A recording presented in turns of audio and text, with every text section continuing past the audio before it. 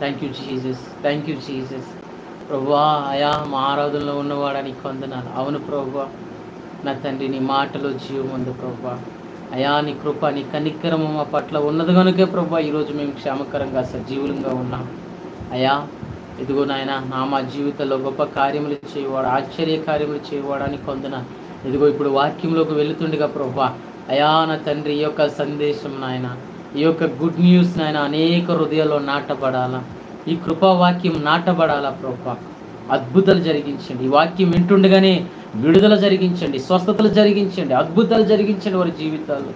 ఇంతవరకు నాయన వారి శ్రమలు, కష్టాలు, బాధలు, దుఃఖము అవన్నీ కూడా సంతోషంగా మారిపోవునుగాక. వారిలో ఉన్న నా తండ్రి ప్రతి అపవిత్రత, ప్రతి పాపము, దోషము, అతిక్రమములు యేసు రక్తములో కొట్టివేయబడాలా ప్రభు. ఈ వాక్యం ద్వారా సరిచేయబట్టుకు సహాయం చేయండి. ఈ వాక్యం ఎవరు వినాలో వారు వినాలా, ఎవరు వినకూడదో వారు వినకూడదు daddy.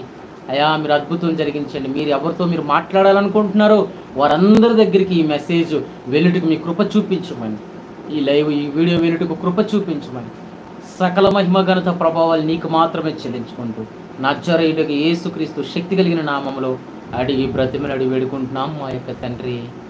Amen, amen, amen. Hi friends, thank you so much. మరి ఈరోజు మీరు లైవ్లో ఈ రీతిగా ఉన్నందుకు ప్రైజ్ ద లార్డ్. చాలామంది ప్రైజ్ ద లార్డ్ అని పంపించారు. Thank you so much. Praise the Lord, praise the Lord. And ఈరోజు మనము ఒక మంచి సబ్జెక్ట్ని చూడబోతున్నాం. నిజంగా దేవుడు మనతో మాట్లాడాలని ఈరోజు కోరుకుంటున్నాడు. శ్రమలు, కష్టాలు, బాధలు, ఇబ్బందులు అని మీరు ఆలోచిస్తున్నారా? అయితే ఈ మెసేజ్ మీ కొరకే. ఈ మెసేజ్ అనేది మీ కొరకే. చూడండి, మనము జీతం తెచ్చుకుంటున్నాము కానీ కన్నం సంచిలో వేసినట్లుగా ఉంది. జాబ్ చేస్తున్నాము, శాలరీస్ తెచ్చుకుంటున్నాం కానీ అది నిలవట్లేదు, మంత్ అంతా రావట్లేదు. అట్ ద సేమ్ టైం మీరు విత్తనాలు వేస్తున్నారు, మరి ఏం చేస్తున్నారు అని అంటే విత్తనాలు వేస్తున్నారు కానీ సరైన పంట మీ యొక్క చేతులకు రావట్లేదు. మరి ఇవన్నీ కూడా మీరు చూస్తున్నారు. మరి వీటికి ఏం చేయాలి అని అంటే, మరి ఈ విషయంలో ఇలాంటి సమయంలో ఇంత కష్టము, ఇంత నష్టంగా ఉంది, మేము కష్టపడుతున్న ధనాన్ని కూడా మేము సరిగ్గా అనుభవించలేకపోతున్నాము. ఎక్కడికి వెళ్ళినా దుష్టత్వం పెరిగిపోయింది, జ్ఞానం పెరిగిపోయింది, అజ్ఞానము ఎక్కువైపోతుంది, ఇంకా దుష్టత్వం ఎక్కువైపోతుంది. జ్ఞానం పెరుగుతున్న కొలది దుష్టత్వం, దుర్మార్గతనం ఎక్కువైపోతుంది. ఇలాంటి రోజుల్లో మనం క్షేమకరంగా ఉండాలా, ఇలాంటి రోజుల్లో దేవునికి మహిమకరంగా ఉండాలా, ఇలాంటి రోజుల్లోనే దేవునికి రాజ్యం కట్టేవారంగా మనం ఉండాలా. మరి మనలో ఎటువంటి ఏదైనా ఉంటే మనం సరిచేసుకోవాలా. అయితే ఈరోజు మరి హగ్గయి ప్రవక్త ద్వారా మాట్లాడుతున్న మాటలు, ఇజ్రాయేల్ ప్రజలకి హగ్గయి ద్వారా మాట్లాడుతున్న మాటలు మనం ఈరోజు చూద్దాం. మరి హగ్గయి పుస్తకంలో దేవుడు ఈ రీతిగా మాట్లాడుతున్నాడు. చూడండి, మరి హగ్గయిలో మనం ఆ పుస్తకానికి ఇంట్రడక్షన్ కింద కొన్ని మీకు చెప్పాలనుకుంటున్నాను. ఇజ్రాయేల్ వాళ్ళు దేవుని నిబంధనను చాలాసార్లు ఇజ్రాయేల్ ప్రజల దగ్గరికి మరి ప్రజలను దేవుడు ఎన్నోసార్లు హెచ్చరించారు. ప్రవక్తల ద్వారా మాట్లాడాడు. నా నిబంధన మీరుతున్నారు, నా నిబంధనను మీరి విగ్రహారాధన, దుష్టత్వంలోకి వెళ్ళిపోతున్నారు, ఇలా చేయకూడదు, నాకు ఇష్టం లేదు అని ఎన్నోసార్లు దేవుడు మాట్లాడాడు. కానీ వారు ఏం చేశారు?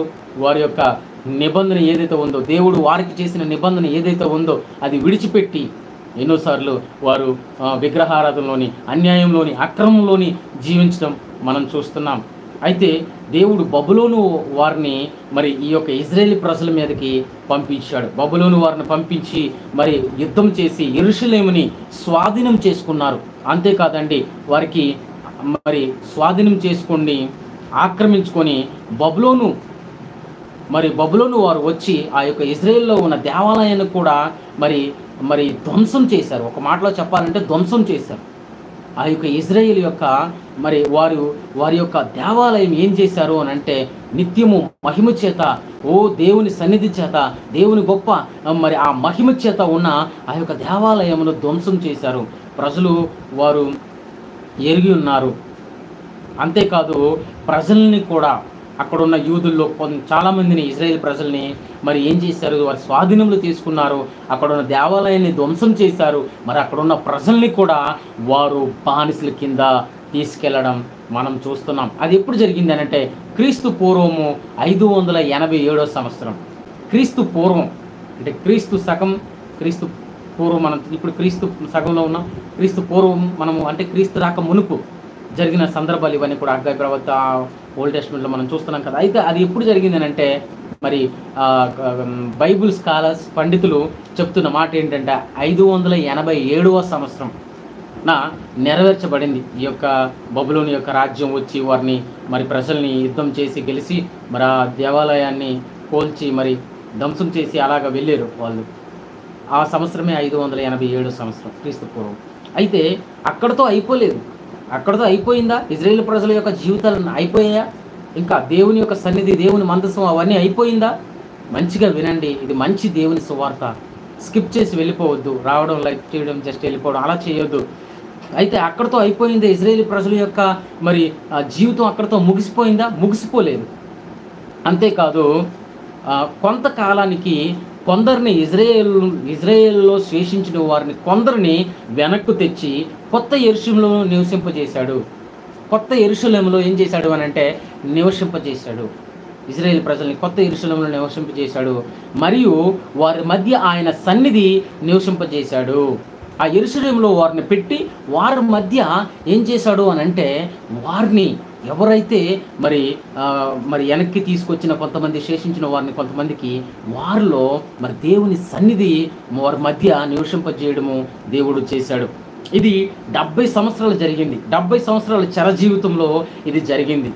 520 సంవత్సరమున బబులోను సామ్రాజ్యము కూలిపోయింది. ఇదంతా ఎప్పుడు ఏ సంవత్సరాలు జరిగిందంటే 520 సంవత్సరాలు, క్రీస్తు పూర్వం 520 సంవత్సరం దాకా ఇలా జరిగింది. 70 సంవత్సరాలు ఇజ్రాయేల్ ప్రజలు మరి ఆ యొక్క బానిసత్వ జీవితము, మరి ఆ యొక్క బబులోనుల చేత అలాంటి జీవితము గడుపుతూ ఆ చెరలో ఉన్నారు. అయితే కొంతకాలమైన తర్వాత బబులోను సామ్రాజ్యం కూలిపోయింది. ఎవరు సామ్రాజ్యం కూలిపోయింది? బబులోను సామ్రాజ్యం. ఇజ్రాయేల్ను కొట్టి వారి దేవాలయాన్ని శిథిలం చేసి, అంతేకాదు ధ్వంసం చేసి ఆ ప్రజల్ని తీసుకెళ్ళిపోయి మరి వారి దగ్గర పెట్టుకున్న ఆ యొక్క బబులోను సామ్రాజ్యం ఎండ్ అయిపోయింది. ప్రపంచాన్ని ఆ రోజు గడగడలాడించిన ఆ బబులోను సామ్రాజ్యం ఏమైంది? నబుకద్నెజరు యొక్క రాజ్యం ఏమైంది అని అంటే ముగిసిపోయింది. ఇప్పుడు పరిపాలనలో ఎవరు వచ్చారు అంటే వారు కూలిపోయిన తర్వాత పరిసయ్యులు వచ్చారు. వాళ్ళు వచ్చారు. మరి వారు వచ్చి ప్రపంచాన్ని పరిపాలించడం మొదలుపెట్టారు. వాళ్ళు వచ్చి ప్రపంచాన్ని మొత్తాన్ని వారి స్వాధీనంలో పెట్టుకొని వారు పరిపాలించడం మొదలుపెట్టారు. ఆ సమయంలో ఇజ్రాయేల్ ప్రజలను యెరూషలేముకి వెళ్ళడానికి అనుమతించారు. బబులోనులో చెరలో ఉన్న ఇజ్రాయేల్ ప్రజలను గమనించండి.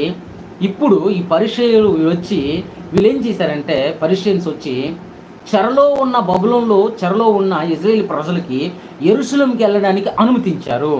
అప్పుడు యెరూషలేముకి వెళ్ళడానికి ఇచ్చారు. అప్పుడు వారికి స్వతంత్రం దొరికింది. ఎన్ని సంవత్సరాల తర్వాత? ఒక 70 సంవత్సరాల తర్వాత వారికి స్వతంత్రం వచ్చింది. కానీ అప్పటికి యెరూషలేము శిథిలముగా మారిపోయింది. యెరూషలేము ఎలా మారింది? శిథిలంగా మారిపోయింది. ఆ యొక్క దేవాలయం కూడా శిథిలంగా మారిపోయింది. అలాంటి సమయంలో వారు వెళ్ళడం జరిగింది. కానీ అప్పటికి యెరూషలేము శిథిలమైనప్పటికి కూడా మరి దావీదు రాజు వంశకుడు అయిన యెరుబ్బాబెలు అనే ఒక వ్యక్తి ఉన్నాడు. ఆయన యొక్క నాయకత్వంలో ప్రధాన యాజకుడుగా ఉన్న యెహోషువ చెరలో ఉన్న యూదులు యెరూషలేమునకు తిరిగి వచ్చిరి. ఏ సమయంలో వచ్చారంటే ఎవరు నాయకులుగా ఉన్నప్పుడు? యెహోషువ ప్రధాన యాజకుడుగా ఉన్నాడు. అంతేకాదు మరి దావీదు వంశీయుడైన యెరుబ్బాబెలు ఆ సమయంలో మరి వీరు చెరలో ఉన్న యూదులు యెరూషలేమునకు తిరిగి వచ్చారు.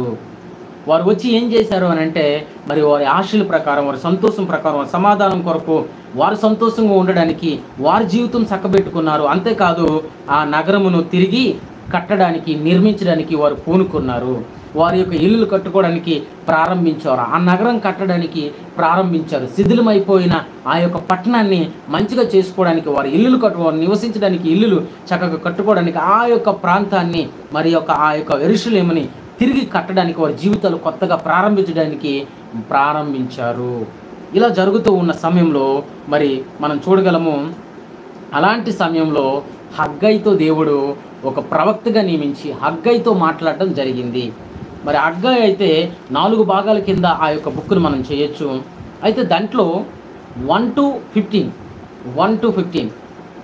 మొదటి అధ్యాయము 1 నుంచి 15 వచనాలు ఒక భాగం కింద మనం చూస్తే, ప్రజలకు వారి ప్రాధాన్యతను మరిచారు అనే విషయం మనం చూడొచ్చు. ఇక్కడ మనం ఏం చూడొచ్చో తెలుసా? ప్రజలు వారి ప్రాధాన్యతను మరిచారు.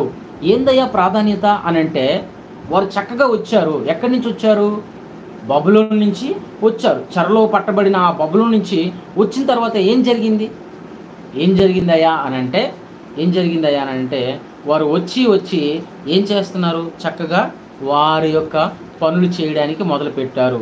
వీరు యెరూషలేమునకు తిరిగి వచ్చి వారి సమయమును, వనరులను తమ సొంత ఇల్లు కట్టుకోవడానికి, రంగురంగులుగా నిర్మించుకోవడానికి గడిపేస్తున్నారు. 70 సంవత్సరాల నుండి శిథిలముగా మిగిలి ఉన్న దేవాలయము అనేది ఉంది.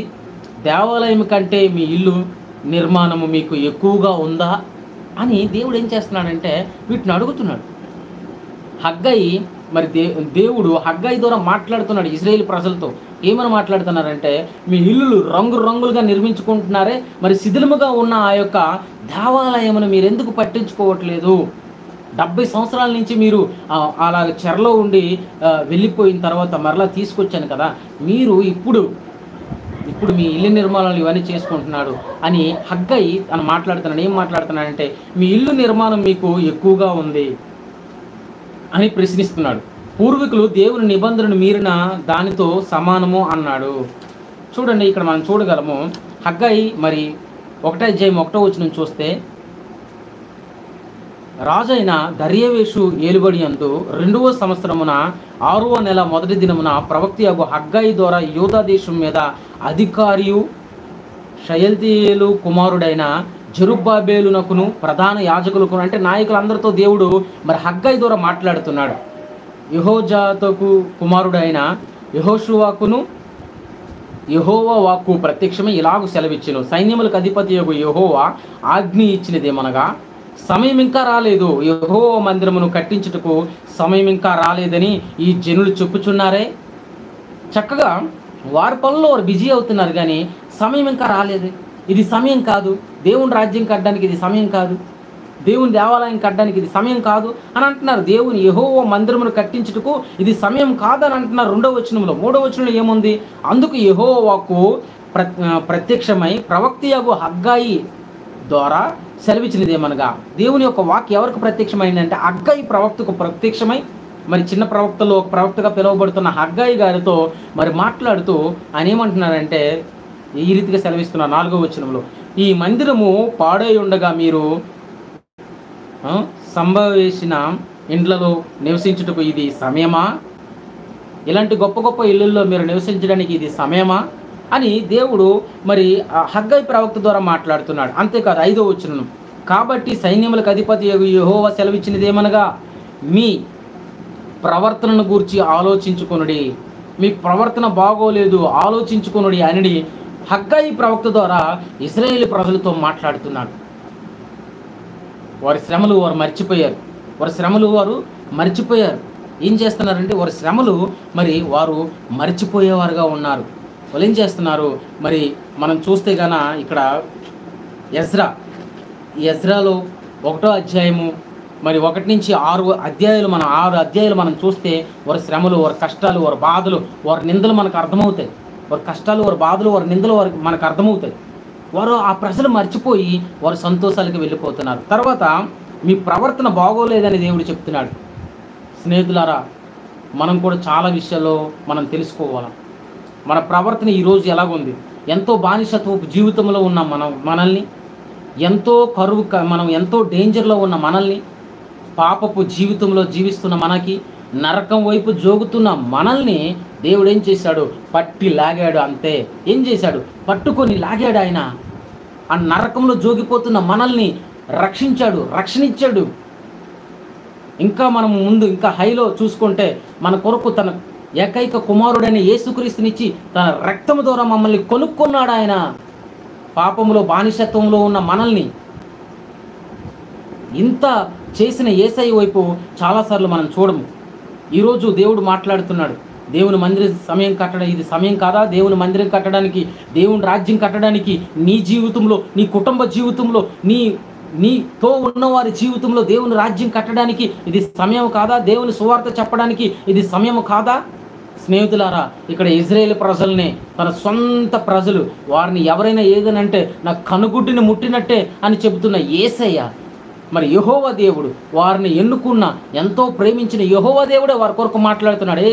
ఏం చేస్తున్నారు, ఇది మీ ప్రవర్తన ఎలాగుంది అని అడుగుతున్నాడు. అంతా మరి రక్షణ, మారుమనసు జీవితం మనకిచ్చి చక్కగా ఆ నరకముల నుంచి మనల్ని విడిపించి తన పరలోక రాజ్యం వైపు నడిపిస్తున్న మన తండ్రి అయిన దేవుని వైపు మనం చూడుకున్న మన ప్రవర్తన ఈరోజు ఎలాగుందో మనం చెక్ చేసుకోవాలా. అంతేకాదు 6వ వచనంలో మనం చూద్దాం, మీరు విస్తారంగా విత్తును మీకు కొంచెమే పండెను.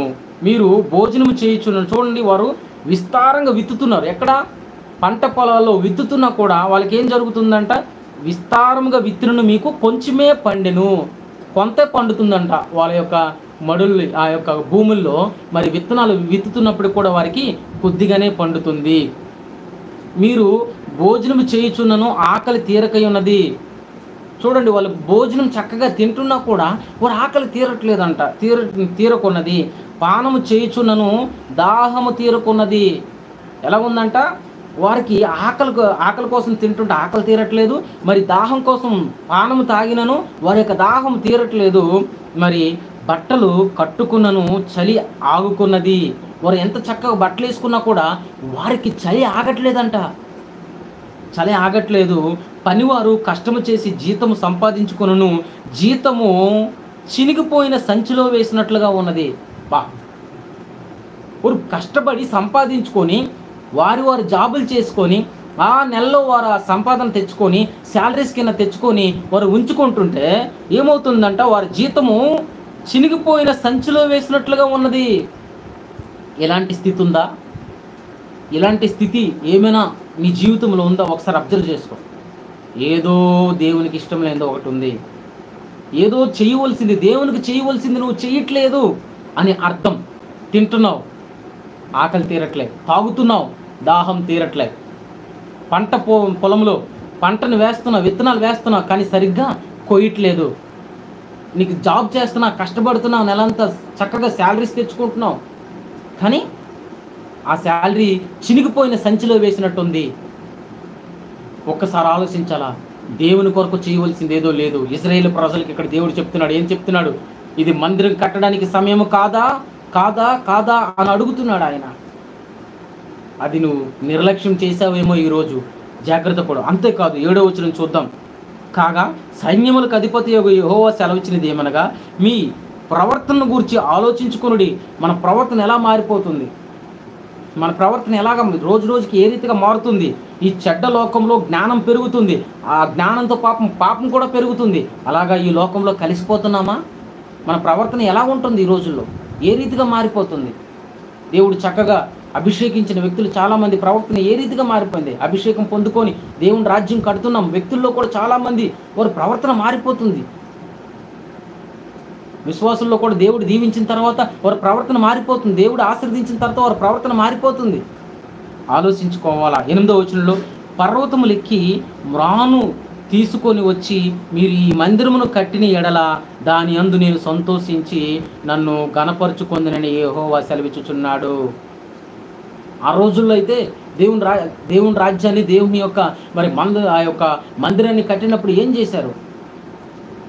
చేశారంటే ఆ యొక్క పర్వతాల్లో నుంచి ఆ యొక్క మానులు కొట్టుకొని వచ్చి ఎంతో బలంగా, ఎంతో శ్రేష్టంగా ఆ యొక్క మందిరాన్ని కట్టారు. అయితే ఈ బబులోను సామ్రాజ్యం వారు వచ్చి ఏం చేశారు? బబులోను వారు వచ్చి మరి యుద్ధం చేసి ఆ యొక్క మరి ఇశ్రాయేలు ప్రజల్ని ఇబ్బంది పెట్టడమే కాదు, అంతేకాదు ఆ యొక్క దేవాలయాన్ని కూడా శిథిలం చేశారు. ఆ దేవాలయాన్ని ధ్వంసం చేశారు. ఆ యొక్క ఇజ్రాయేల్ ప్రజల్ని కూడా బానిసల కింద తీసుకెళ్ళిపోయారు 70 సంవత్సరాలు. అయితే ఇప్పుడు ఏమంటున్నాడంటే దేవుడు, మరలా దాన్ని కట్టించిన ఎట్లా, అలా చేస్తే కట్టిస్తే నాకు సంతోషం, నేను సంతోషించదును. మన తండ్రి అయిన దేవుడికి ఎంతమంది సంతోష పెడుతున్నారు? ఎంతమంది సంతోష పెడుతున్నారు? నీ కష్టం దేవునికి ఇస్తున్నావా? నీ విలువైన సమయం దేవునికి ఇస్తున్నావా? మరి నీ జీవితంలో దేవునికి ఇవ్వాల్సిన దేవునికి ఇస్తున్నావా? నీ సంఘంలో ఏదైతే లేదో వాటి కొరకు నువ్వు సమయాన్ని హెచ్చిస్తున్నావా? నా దగ్గర మనీ లేదు, నో ప్రాబ్లం, సమయాన్ని ఇస్తున్నావా? లేకపోతే ఏదైనా చేయవలసింది చేస్తున్నావా? దేవుని రాకడ వస్తుంది, మరి దేవుని సువార్తను నువ్వు పంచుకుంటున్నావా? నీ సాక్ష్యాన్ని పంచుకుంటున్నావా? సమరయ్య శ్రీ కోసం మెసేజ్ ఉంది చూడండి. సమరయ్య శ్రీ బీటెచ్ చదవలే, సమరయ్య శ్రీ ఎంటీహెచ్ ఎండీలు డిప్లొమాలు ఏటి చేయలే, తను సాక్ష్యం కూడా సరిగ్గా లేదు తనది. అయినప్పటికీ కూడా తను వెళ్ళి ఊరికి చెప్తే ఊరంతా యేసు వైపు తిరిగి వచ్చింది. యేసయ్య వార్త వింది, అంతే పరిశుద్ధాత్మ దేవుడు వర్క్ చేశాడు. వాళ్ళందరూ దేవుని వైపు తిరగడం మొదలుపెట్టారు. ఈ రోజుల్లో ఉందా? అబ్రహాం ఆశీర్వాదాలు వచ్చేలా, దావీదు ఆశీర్వాదాలు వచ్చేలా, దానియేలు అభిషేకం నాకు కావాలి, ఏలియా అభిషేకం ఎలాగొచ్చేది? ఏలియా అభిషేకం, ఎలీషా అభిషేకం, దానియేలు అభిషేకం ఎలాగొచ్చేస్తుంది? అభిషేకం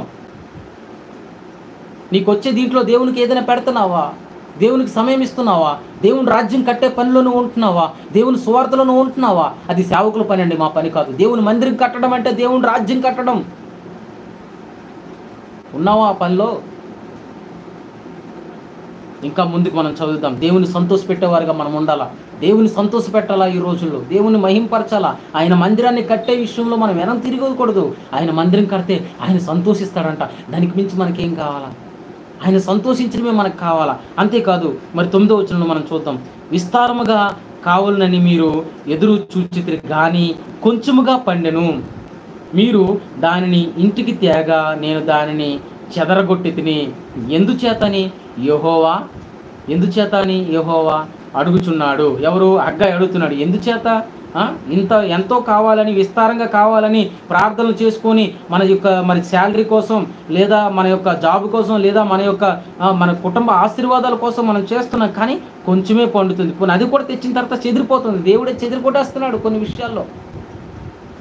ఎందుచేతని యెహోవాను హగ్గయి అడుగుతున్నాడు. ఎందుచేత అని యెహోవాను అడుగగా, నా మందిరము పాడై ఉండగా మీరందరూ మీ ఇండ్లు కట్టుకొనుటకు త్వరబడుచున్నారే కదా అనేసి చెప్తున్నాడు దేవుడు. చూడండి, దేవుని యొక్క మందిరం మాత్రం పట్టించుకోవట్లేదు. దేవుని యొక్క మందిరం శిథిలమైపోయింది. ఆ ఎజ్రా వాళ్ళందరూ ఎంత ఏడ్చారు, ఎంత కన్నీరు కార్చారు. ఆ నెహెమ్యా గారు, ఆయనైతే రాజు దగ్గర నుంచి ఆ యొక్క మరి అధికారాన్ని తీసుకొచ్చాడు. నెహెమ్యా గారు అయితే మరి మేము కట్టుకుంటామయ్యా, మాకు మరి అక్కడ కట్టుకోవడానికి పర్మిషన్ కావాలా, ఇలాగే చెప్పినప్పుడు ఆ పర్మిషన్ ఇచ్చాడు. ఎజ్రా కన్నీరు కార్చి ప్రజలందరికీ, అయ్యో మందిరం ఇలా ఉంది, ఎలాగ మన జీవితాలు ఎలా ఉండగలము, మందిరం అలా ఉంటే మన జీవితాలు ఏమైపోతాయి అని ఆయన కట్టాడు. దావీదు గారు, వీళ్ళందరూ ఏమి చేసేవారు? కట్టి ఎంతో వారి యొక్క ధనాన్ని హెచ్చించి, వారి యొక్క బలాన్ని హెచ్చించి, వారి యొక్క సమయాన్ని హెచ్చించి దేవునికి ఇచ్చారు. ఈరోజు మనం ఎలాగున్నాము? అందుకే దేవుడు అంటున్నాడు, నేను దేవుని మందిరము. చూడండి ఇక్కడ ఏముంది? కాబట్టి మిమ్మల్ని బట్టి ఆకాశం, ఇక్కడ నా మందిరము పాడై ఉండగా మీరందరూ మీ ఇండ్లు కట్టుకొనుటకు త్వరపడుట చేతనే కదా. నేను ఎందుకు ఆశీర్వాదాలు రావట్లేదు? ఆ ఇబ్బందులు, ఆ కష్టాలు, ఆ నష్టాలు, ఆ యొక్క దుఃఖము, ఆ యొక్క అనారోగ్యము, ఆ అస్వస్థత, ఆ ఆర్థిక పరిస్థితులు, ఆశీర్వాదం లేనితనం, ఆ దుఃఖం ఎక్కడి నుంచి వస్తుంది? ఇందుని బట్టే కదా. దేవుని రాజ్యం కట్టకన్నా, దేవుని మందిరం కట్టకన్నా మీ సొంత పనుల్లో బిజీ అయిపోయారు. ఈ రోజుల్లో బిజీ లైఫ్ నడిపిస్తున్నారు. బిజీ లైఫ్ అంతా బిజీ. ఏలియా అభిషేకం, ఎలీషా అభిషేకం కావాలా? ఏటమ్మా కావాలి? ఎలాగమ్మా వచ్చేస్తుంది దేవుని అభిషేకం? ఏలియా అభిషేకం ఎలాగో వచ్చేస్తుంది? అబ్రహాము ఆశీర్వాదాలు కావాలా? దావీదు ఆశీర్వాదాలు కావాలా? దేవుని పని చేయొద్దు, దావీదు ఆశీర్వాదాలు కావాలా? అబ్రహాం ఆశీర్వాదాలు ఎలా వస్తాయి? అబ్రహాం తన కుమారుణ్ణి చంపడానికి ఎన్నుతిరిగిన వ్యక్తి, విశ్వాసములో ముందున్న వ్యక్తి అబ్రహాము. దావీదు తన ప్రాణం సైతం కూడా లెక్క చేయని వ్యక్తి. దేవుని కొరకు అనుక్షణం నిమిషం దేవునికి ఇచ్చే వ్యక్తి ఆయన. ఏదో కొన్ని విషయాల్లో పడిపోయాడు కానీ దేవుని యొక్క హృదయముగా ఆ దేవుడే మరి అంగీకరించి చెప్పిన మాట సాక్ష్యం అది. ఏం చేస్తున్నాం? మనం ఏం చేస్తున్నాం? దానియేలు, ఎలీషా, ఏలియా వారందరూ ఏ రీతిగా జీవించారు? అలాంటి జీవితాల్లో మనకు కొంతనే ఉందా? దేవుని రాజ్యం కట్టాలని, దేవుని సువార్త జరిగించాలని అపోస్తులు కూడా ఎంతో కష్టపడ్డారు. అపోస్తులు అయితే ప్రాణాలకు తెగించారు, ముందుకెళ్ళారు. ఈ రోజుల్లో దేవుని సేవకి ఏం చేస్తున్నావు? దేవుని మందిరానికి ఏం చేస్తున్నావు? ఇల్లుల్లో మాత్రం ఏసీ, ఇల్లుల్లో మాత్రం అందమైన డిజైన్స్, రంగులు ప్రపంచమంతా ఇంట్లో పెట్టుకుంటున్నారే. దేవుని మందిరాలు మాత్రం అలాగే వదిలేస్తున్నారు. ఎటువంటి డేంజరస్ ఉంటుంది. ఇప్పటికైనా అర్థం చేసుకుంటున్నామా? దేవుని మందిరానికి విలువిస్తే దేవుడు సంతోషిస్తాడంట. ఆయన మందిరం కడితే ఆయన అంటున్నాడు కదా, ఆయన ఏమంటున్నాడు 9వ వచనంలో, 8వ వచనంలో ఏమంటున్నాడు? నేను సంతోషిస్తాను, ఈ మందిరమును కట్టిన ఎడల దాని యందు నేను సంతోషించి నన్ను నేను గణపరుచుకుంటాను. ఆయన గణపరుచుకుంటాడు. ఆయన మందిరాన్ని కడితే నిన్ను వదిలేస్తాడా? వదలడా? ఆయన మందిరంలోకి వచ్చి ఆయన సన్నిధి మన మధ్య ఉంచి మన కుటుంబాల్లో, మన జీవితాల్లో, మన జీవితంలో, మన కుటుంబ జీవితాల్లో, మన చుట్టుపక్కల, మన సంఘమ జీవితంలో ఆయన మహిమ కనపరుచుకుంటాడు. మరణించిన వారిని లేవనెత్తాడు దేవుడు. అనారోగ్యంతో ఉన్న వారిని స్వస్థపరిచాడు దేవుడు. దురాత్మల చేత బాధపడిన వారికి విడుదలిచ్చాడు యేసయ్య. తండ్రి అనే దేవుడు ఆయన గణపరచుకోవట్లేదా? ఆయన నామం ఎందుకు సంఘాల్లో స్వస్థతలు కరువు అయిపోయాయి? ఎందుకు సంఘంలో మోసపూరితమైన ప్రసంగాలు? నువ్వు ఆశీర్వదింపబడతావు. ఎస్, నువ్వు ఆశీర్వదింపబడతావు. యేసుక్రీస్తు నామములో నీకు ఆశీర్వాదం ఉంది. కానీ మోసపూరితమైన మాటల వల్ల కాదు, పరిశుద్ధత కావాలా. దేవుని రాజ్యం వైపు నువ్వు తిరగాల, దేవుని రాజ్యం పనులు నువ్వు చేయాలా. అప్పుడు దేవుడు తను కనపరుచుకుంటాడు నీ విషయంలో. ఏం చేస్తున్నావు దేవుని సన్నిధిలో? దేవుని రాజ్యం కడుతున్నావా? దేవుని రాజ్యం కట్టినట్లయితే దేవుడు నీతో మాట్లాడడానికి సిద్ధంగా ఉన్నాడు. ఆయన రాజ్యం కడితే, ఆయన మందిరం కడితే ఆయన సంతోషిస్తాడు, ఆయన గణపరుచుకుంటాడు నీ ద్వారా. నువ్వు అనేకులకు ఇచ్చేవారుగా మారిపోతావు. అబ్రహాము అనేకులకు తండ్రిగా మారిపోయాడు. ఆయన నామం హెచ్చింపబడ్డది, అబ్రహాం అనే పేరు హెచ్చింపబడ్డది. అంతేకాదు బ్లెస్సింగ్ ఛానల్గా మారిపోయాడు. Is become a blessing channel to many. Abraham, you want to be Abraham, you want his blessings, today you start ministry for him. దేవునికి మినిస్ట్రీ చేయాలా, మనము సేవ చేయాలా, మనం చేయవలసిన కొన్ని ఉన్నాయి, చెయ్యాలా. అవి చేస్తేనే మన జీవితాలు అద్భుతాలు జరుగుతాయి. అంతేకాదు 10వ వచనం మనం చూద్దాం. కాబట్టి మిమ్మల్ని బట్టి ఆకాశ మంచు కురువుకున్నది. చూడండి, ఇలాంటి సంఘంలో ఉండబట్టే, దేవుని మందిరానికి వాల్యూ యొక్క ఇలాంటి వాళ్ళు ఉండబట్టే ఏటి జరగట్లేదండి. ఏటి ప్రయత్నం చేసేది జరగట్లేదండి. ఎలా జరుగుతుందండి? అలాంటి వాళ్ళు ఉండబట్టే సంఘాలు కూడా ఆ బలహీనత అయిపోతుంది. ఆ ఇంట్లో బలహీనత, వారి కుటుంబాల్లో, వారి జీవితాల్లో బలహీనత వస్తుంది. ఏం జరుగుతుంది? కాబట్టి మిమ్మును బట్టి ఆకాశ మంచు కురువుకున్నది. ఆకాశం నుంచి మంచు కురవట్లేదంట. అంతేకాదు భూమి పండకై ఉన్నది. భూమి కూడా పంటలు రావట్లేదు. ఎందుకు? దేవుని ఆశీర్వాదాలు, రావాల్సిన ఆశీర్వాదాలు రావట్లేదు, అలాగే ఆగిపోయాయి. దేవుని చిత్తం ఏంటి? మనం ఆశీర్వదింపబడాలి, అభిషేకించబడాలి, అనేకులకు ఆశీర్వాదకరంగా మారాలా. కానీ మనం ఈ దేవుని రాజ్యం కట్టక, దేవుని యొక్క మందిరం వైపు మనం చూడక, మరి దేవుని చిత్తం చేయక ఉండడం వల్ల దేవుని యొక్క ఆశీర్వాదాలు వచ్చి ఆగిపోతున్నాయి. అంతే, దేవుని ఆశీర్వాదాలు అలా ఉండిపోతున్నాయి. దానికి కారణం మనమే గుర్తించుకోవాలా. దేవుని రాజ్యం కట్టేవారుగా ఉండాలి. 11వ వచనంలో, నేను భూమికిని పర్వతములకు అనావృష్టి కలుగజేసి ధాన్యము విషయంలోను, ద్రాక్షారసం విషయంలోను, తైలం విషయంలోను, భూమి ఫలించు సమస్త విషయంలోను, మనుషుల విషయంలోను, పశువుల విషయంలోను, చేతి పనులన్నిటి విషయంలోను క్షేమం పుట్టించి ఉన్నాను అని అంటున్నాడు. చూడండి, వీటన్నిటిలో కూడా దేవుడు కొదువు చేయడానికి గల కారణం ఏంటి? తినడానికి తిండి, ఉండడానికి ఇల్లు, కట్టుకోవడానికి బట్టలో మనకు సమస్య వస్తుంది అంటే ఏంటి కారణం? దేవుని వైపు తీరట్లేదు, దేవుని మందిరాన్ని కట్టట్లేదు, దేవుని చిత్తం చేయట్లేదు, మనము దేవుని సువార్తను పంచట్లేదు, మనము దేవుని రాజ్యాన్ని కట్టట్లేదు, విస్తరింపజేయట్లేదు. సైల్తీయులు కుమారుడైన జెరుబ్బాబెలును, యెహోజాదాకు కుమారుడుకు ప్రధాన యాజకులను యెహోషువ అను శేషించిన జనులందరూ తమ దేవుడని యెహోవా మాటలు ఆలకించి, చూడండి, ఈ నాయకులు, ఈ యజమానులు, ఈ యొక్క అధికారులు, ఆ ఇశ్రాయేలు ప్రజలు అలాగ కృంగిపోయి ఉన్న, ఆ కళ్ళు మూసుకొని ఉన్న ఇశ్రాయేలు ప్రజలు హగ్గయి ప్రవచించినప్పుడు వారి కళ్ళు తెరవబడ్డాయి. అంతే. ఏం జరిగింది? హగ్గయి ప్రవక్త ప్రవచించినప్పుడు వారి కళ్ళు తెరవబడ్డాయి. ఇంకా ముందుకెళ్ళి మనం చదువుదాం. వారు ఆలకించారు, చెవులారా విన్నారు. హగ్గయ్య దేవుడు మరి హగ్గయ్య ద్వారా మాట్లాడుతున్న మాటలు చెవులారా విన్నారు. అంతేకాదు తన దేవుడని యెహోవా ప్రవక్త అయిన హగ్గయిని పంపించి తెలియజేసిన వార్త విని యెహోవా యందు భయభక్తులు పూనిరి. అప్పుడు యెహోవా దూత అయిన హగ్గయి యెహోవా తెలియజేసిన వర్తమానాన్ని బట్టి జనులు ప్రకటించేది ఏమనగా, నేను మీకు తోడుగా ఉన్నాను. దేవుడే అంటున్నాడు, మీకు నేను తోడుగా ఉన్నాను. ఇదే యెహోవా వాక్కు. దేవుడే చెప్తున్నాడు, మీరు పూనుకోనండి పని, దేవుడు మీకు తోడుగా ఉంటాడు. ఇది నాకు అసాధ్యం అండి, దేవుని సువార్త ఎలా చేయాలో తెలియదండి, సాక్ష్యం చెప్పడానికి రెడీ అవు, నువ్వు రెడీ అవు, దేవుడు నీతో ఉంటాడంతే. నేను మీతో ఉన్నాను, నేను మీ తోడుగా ఉన్నాను, ఇదే యెహోవా వాక్కు.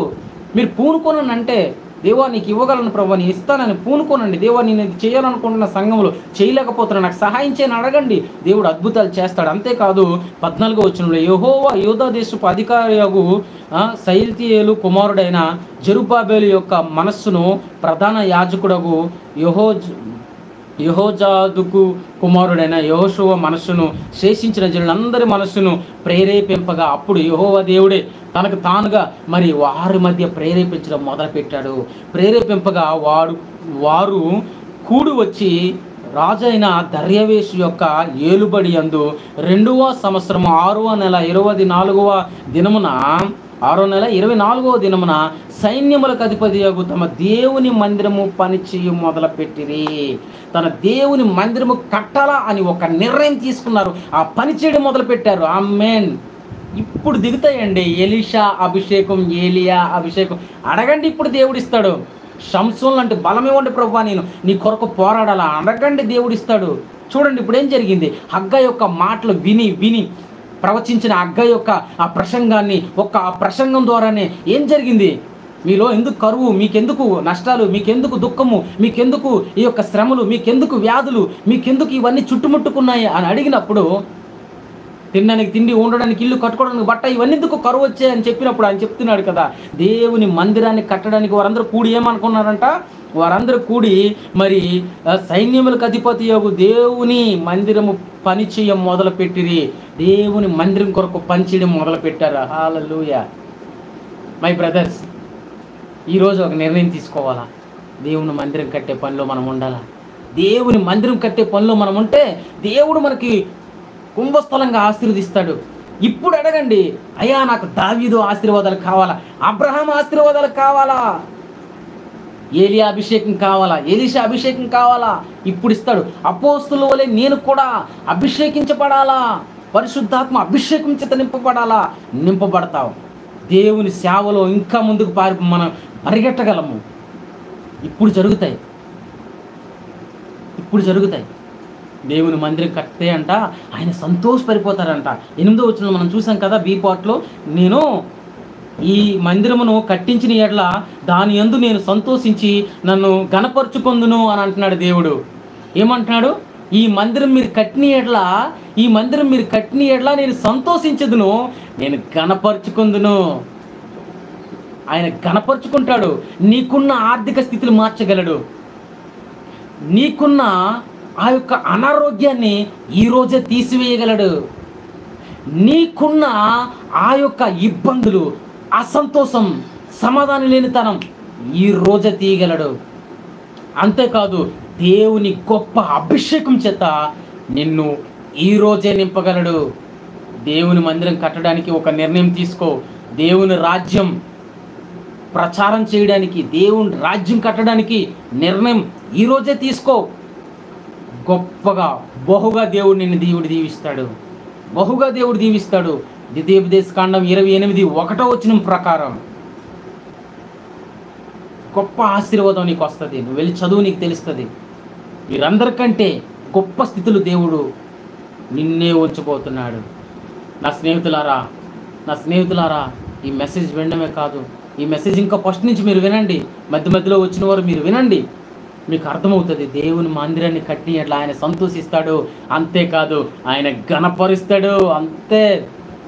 ఎలా మా బ్యాక్గ్రౌండ్ లేదండి, మాకు అది లేదండి, ఇది లేదండి అనొద్దు. ఘనపరుస్తాడు అంతే. ఆయన ఒక్కసారి డోర్ ఓపెన్ చేస్తే ఎవరి తరం కాదు డోర్స్ మూయడానికి. ఎవరైనా ఒక డోర్ వచ్చి మూసేస్తే 7 డోర్స్ ఓపెన్ చేస్తాడు అంతే. గొప్ప ఆశీర్వాదం, గొప్ప అభిషేకం ఆయనలోనే ఉన్నాయి. మనం ఒకటే నిర్ణయం తీసుకోవాలా, ఆయన మందిరం కట్టాలా, ఆయన రాజ్యం కట్టాలా. ఆయన రాజ్యాన్ని, నీతిని వెతికిన వారికి ఏదైనా కొదువు ఉందా? కొత్త నిబంధనలో మాట్లాడుతున్నారు కదా, స్నేహితులారా, కళ్ళు మూసుకుందాం, ప్రార్థన చేద్దాం. అయ్యా నీకు వందనాలు, స్తోత్రాలు డాడీ. అయ్యా నీకు స్తోత్రాలయ్యా.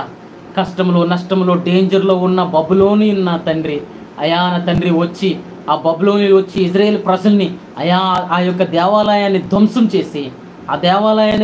చేసి అంతేకాదు ప్రభువా, అయా నా తండ్రి ఇజ్రాయేల్ ప్రజలను కూడా బానిసల కింద తీసుకెళ్ళిపోయారు ప్రభువా. నా తండ్రి నాయన 70 సంవత్సరాలు వారి చెరలో ఉన్నారయ్యా. 70 సంవత్సరాలు చెరలో ఉన్నారు. కష్టము, నష్టము అన్నీ అనుభవించారు. ఆ బబులోనుల చేత కొట్టివేయబడ్డారు. ఆ బబులోనుల చేత నాయన బానిసలుగా పనిచేశారయ్యా బబులోనుల దగ్గర ఇజ్రాయేల్ ప్రజలు. అయితే నా తండ్రి 70 సంవత్సరాల తర్వాత గొప్ప విడుదల వచ్చింది.